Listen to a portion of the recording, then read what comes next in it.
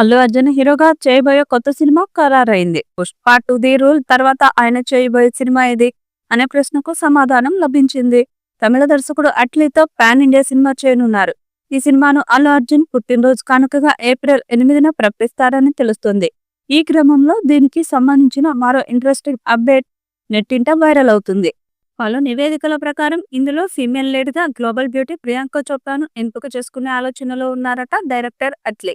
ప్రస్తుతం దీనికి సంబంధించిన ఇద్దరి మధ్య చర్చలు జరుగుతున్నట్టు తెలుస్తుంది. అంతా సవ్యంగా జరిగితే అట్లీ సినిమాలో అల్లు అర్జున్ సరసన ప్రియాంక చోప్రా నటిస్తుంది. అట్లీ జవాన్ సినిమా మాదిరిగానే అల్లు అర్జున్ కూడా ఇందులో ద్విపాత్ర అభినయం చేయనున్నట్లు టాక్ వినిపిస్తుంది. అద్భుతమైన visuals, powerful action, Atlee special touch ఈ మూవీలో ఉండబోతున్నాయి.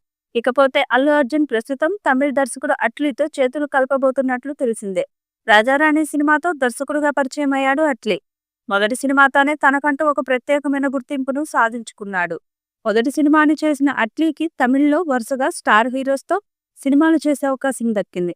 ఇక తర్వాత అట్లీ షారుఖ్ ఖాన్తో జవాన్ అనే సినిమాను తెరకెక్కించాడు.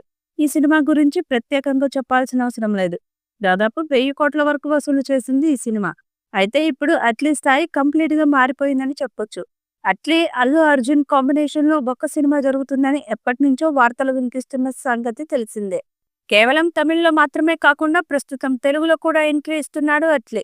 అల్లు అర్జున్ హీరోగా అట్లీ చేయబోయే సినిమా డిస్కషన్స్ వీడియోను అల్లు అర్జున్ పుట్టినరోజు సందర్భంగా విడుదల చేయనున్నారు.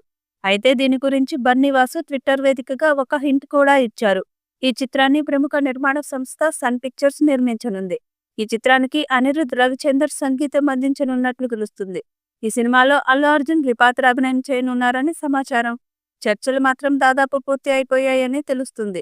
ఏప్రిల్ 8న అల్లు అర్జున్ బర్త్డే రోజు మూవీ అనౌన్స్మెంట్ ఉంటుందని ఇప్పటికే టాలీవుడ్ లో హాట్ చర్చ జరుగుతుంది.